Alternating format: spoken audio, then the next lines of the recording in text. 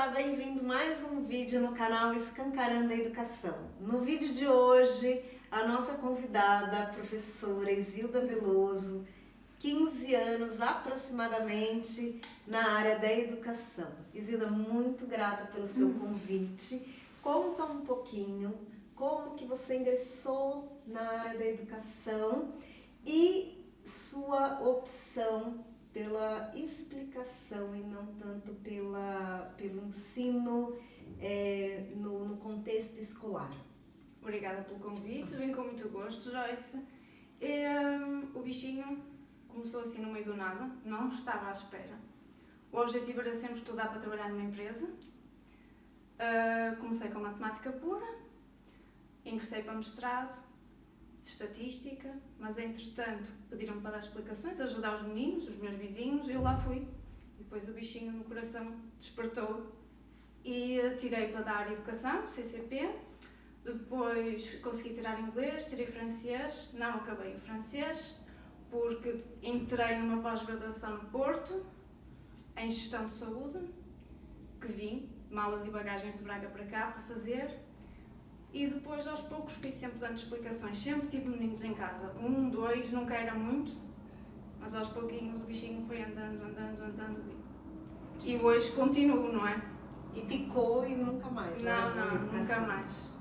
Agora, numa das nossas conversas, que eu achei muito interessante o seu relato, você diz que mesmo tendo a possibilidade de prestar um concurso numa escola pública ou enviar o currículo para uma escola privada, você prefere dar explicações, ou em pequenos grupos, não é? Ou individual. Por quê?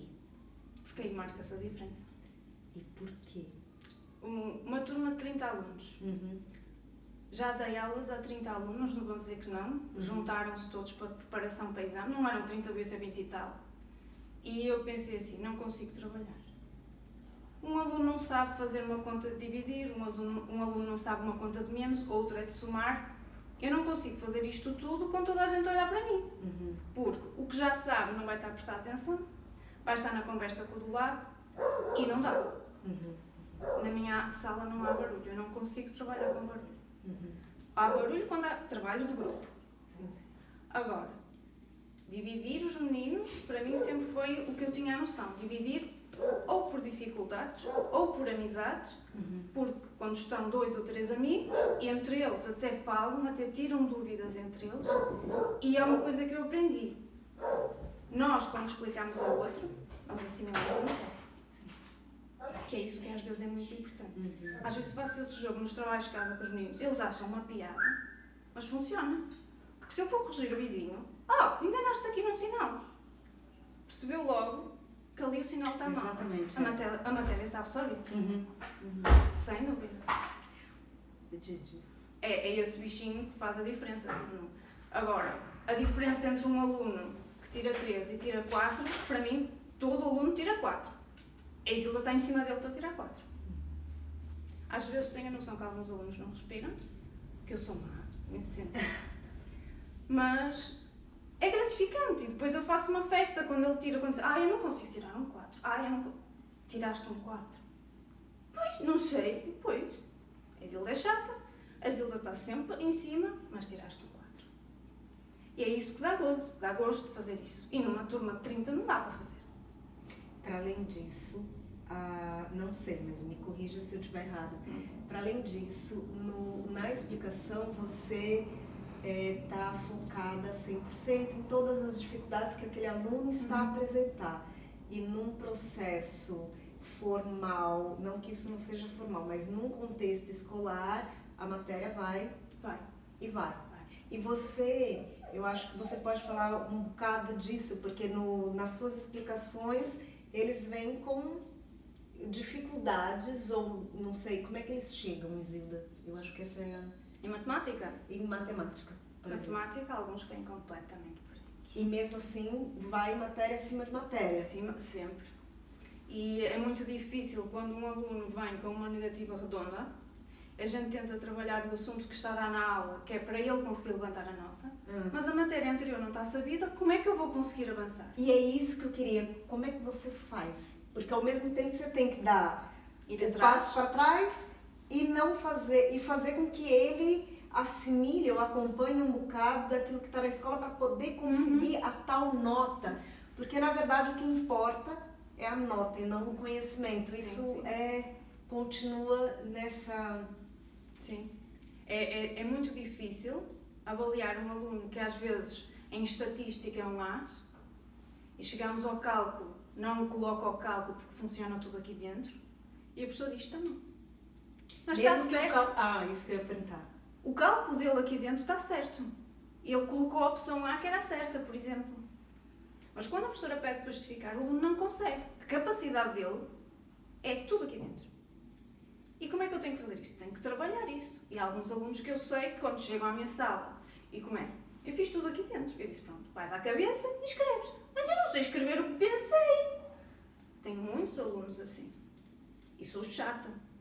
Isto assim, assim. Mas sou obrigada a escrever? És. Se no teste diz para justificar, tens que escrever. Não é? Uhum. Mas há muitos alunos assim. Há de tudo, no fundo, não é? Mas os meus alunos ou são com muitas dificuldades ou esta dificuldade de escrever o que vai na cabeça. Engraçado. Porque num problema sabem o resultado, eu leio o problema, é tal. O que é que tu fizeste? Não sei, foi na cabeça.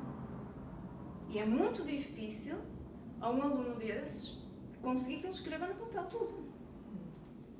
E há alunos de 5 neste patamar que temos lá. Só que é assim, eles vão tirar 5 porquê? Porque não escrevem a justificação, vão tirar um 4. E agora eu pergunto, se o aluno é top em cálculo e consegue um 5 só aqui dentro, é torturá-los um bocado o facto deles terem que escrever tudo. Mas é assim que nós fazemos a avaliação. E aí a gente percebe que tudo é em volta, em torno da avaliação, não é? Que pena. Isilda, eu sei que você dá explicações em todas as disciplinas. Sim, sim. Para além da matemática, como é que tem aí o processo da linguagem e a escrita matemática? Você falou que eles têm essa dificuldade. Essa dificuldade é em colocar no papel aquilo que eles pensam. E para esses alunos você dá aula de português também? E como é que é? Português também tem muitas dificuldades. Interpretar um texto, muito complicado. Se eles têm dificuldade em interpretar um texto em português, quando chegamos a um problema de matemática, é uma confusão que não conseguem interpretar nada. E é muito complicado. E hoje em dia é muito complicado colocar um aluno a ler. Porque achas que é a questão das tecnologias? O que se passa, assim, na sua opinião? Eu acho que vem muita educação em casa. Eu nunca gostei muito de ler, sou sincera. Mas todos os meus primos tinham um livro no Natal. Eu também tinha.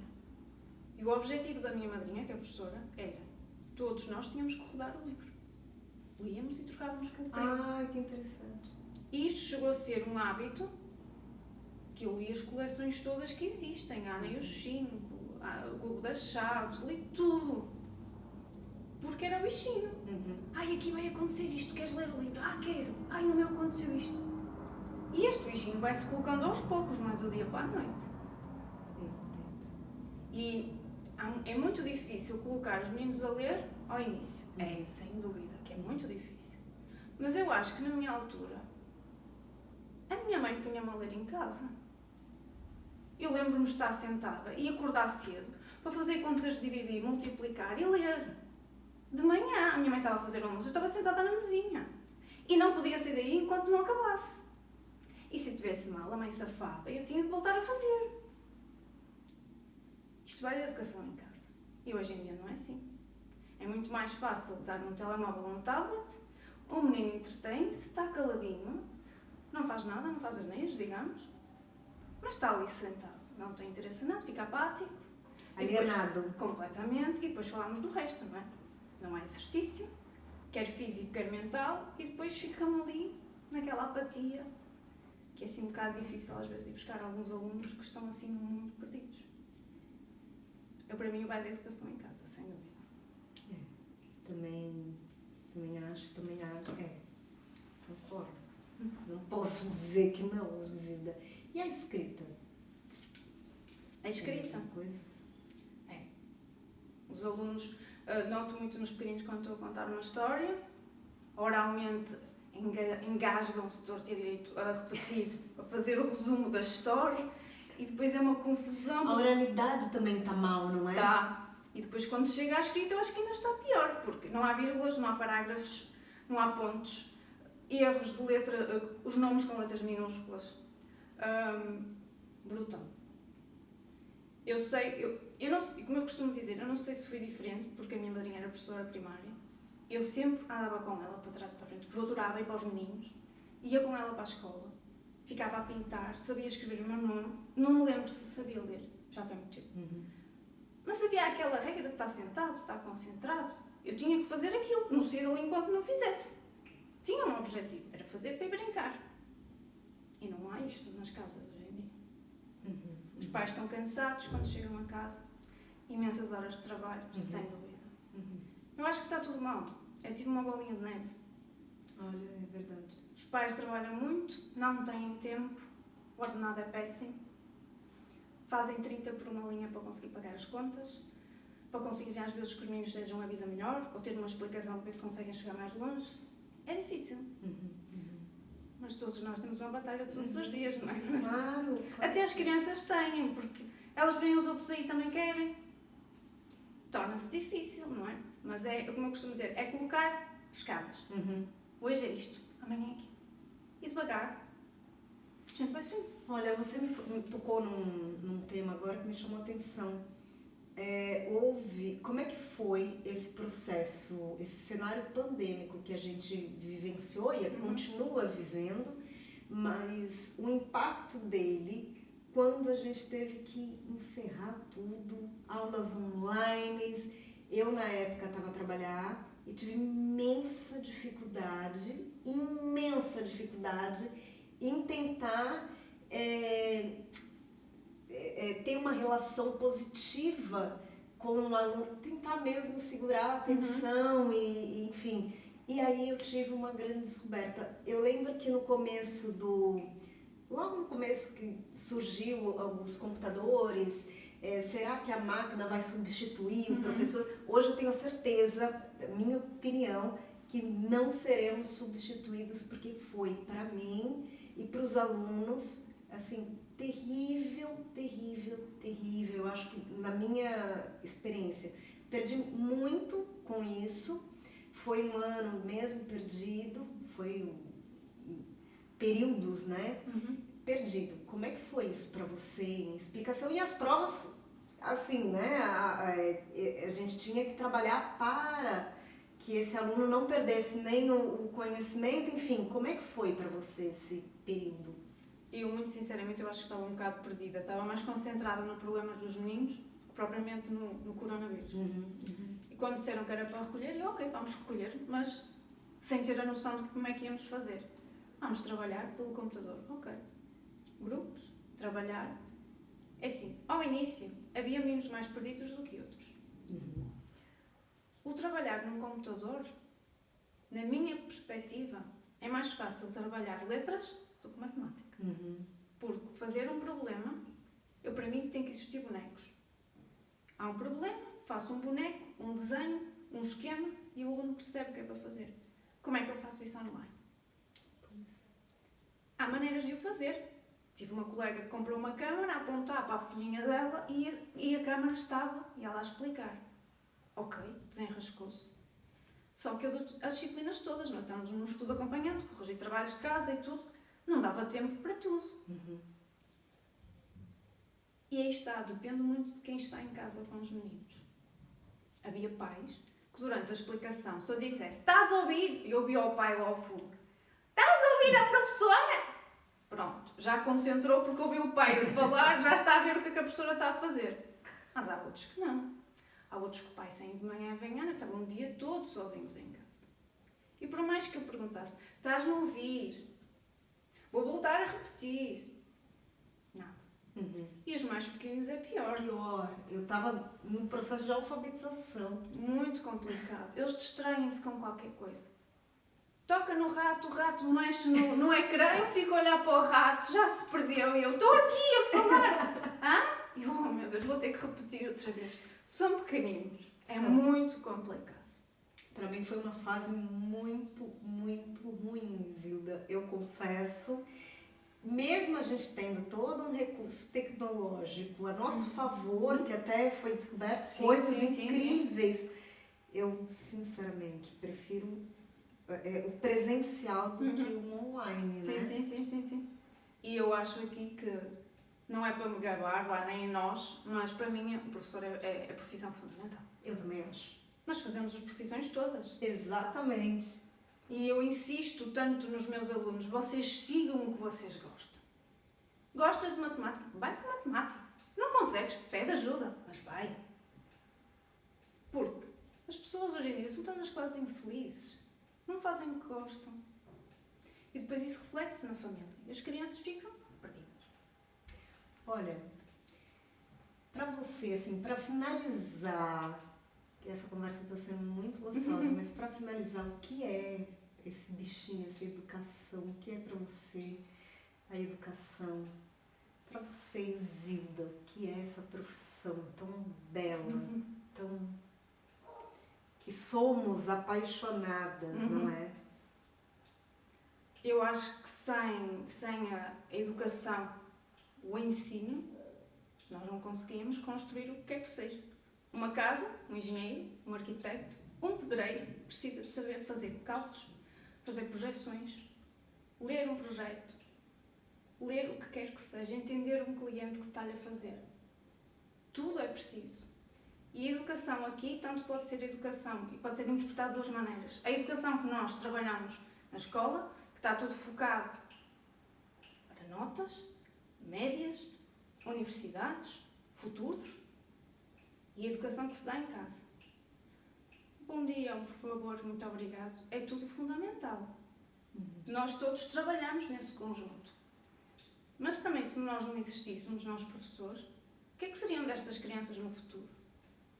Exatamente. Não, eu costumo dizer, o professor é fundamental porque nós estamos a lidar com crianças, saber o que estamos a fazer, e jovens, porque eles vão ser o futuro. Quem é que me garante que um aluno meu, daqui a uns anos, vai ser meu, sei lá, médico, ortopedista, chego ao hospital com o braço ao peito, lá vou, olha a professora de matemática que me disse tanto para ser médico. A gente não sabe. É incrível. Os jovens, os meninos de hoje são sem dúvida o futuro. Como nós éramos na idade deles, não é? E eu acho que isso se constrói aos poucos, não é do dia para a noite. A educação para você, como é que está? Como é que você vê a educação em Portugal, no âmbito geral? Está muito perdida. Mas está tudo. Tudo. Eu só faço uma pergunta. Em confinamento, quem foram as profissões que foram obrigadas a fechar? E aquelas que trabalharam? Médicos? Hospitais? Independentemente da área que seja. O hospital nunca fechou. A educação, fomos obrigados a recolher, mas tivemos que trabalhar. E todos os ramos da comida. Transportes, hipermercados, agricultores, que nós moramos na aldeia às duas, trabalharam sempre. É verdade. E muita gente na área da construção trabalhou, não é? Sem dúvida que nós precisamos. E roupa. Mas é assim, as profissões que recolheram e foram obrigadas a estar em casa, fechados. Eu acho que este vírus vem-nos demonstrar aquilo que nós precisamos. Não é? Educação, saúde, Fantástico. comida, vestir e casas. Isto para falar de um modo geral, não deixar ninguém de parte. E a família, que é o núcleo fundamental de qualquer sociedade. E para mim isto vem, como é que eu costumo dizer? Ano 2020, eu nasci no dia 20, é a revolução.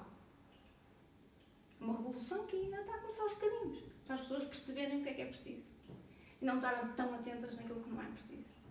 A educação continua sendo fundamental, Sem não é? dúvida.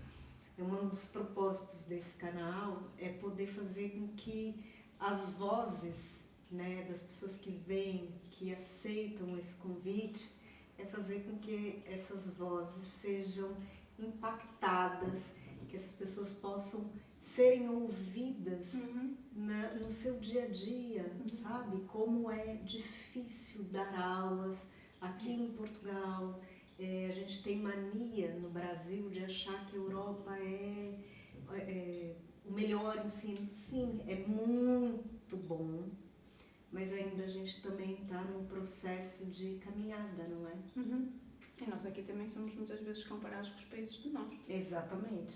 Finlândia, que normalmente é um ponto muito fulcral, tá? Digamos, na educação, que eles têm uma maneira completamente diferente de ver a educação. Há perspectivas e perspectivas. Eu costumo dizer que quanto mais ao norte formos, as pessoas são muito mais objetivas e perspicazes nas coisas. Eu costumo dizer, acho que o gelo faz com que a gente trabalhe de outra maneira. Nós que é verdade. Nós que trabalhamos mais perto do Mediterrâneo somos mais quentes. É mais afável, gostamos mais de conviver, gostamos mais do abraço, da conversa, do conviver com os amigos. Enquanto que eles lá não fazem muito isso, que é norte, é frio. Dão valores às outras coisas que acho que nós devíamos aprender uns com os outros. Eu também acho. E chegar ali a um intermédio. Mas aos pouquinhos as coisas se fazem, não é de um dia para a noite. A gente consegue, né? Uhum. Isilda, mesmo muito grata. A gente para por aqui e mais uma vez agradeço por você ter aceitado esse convite. Eu é que agradeço, Joyce. Grata, Isilda.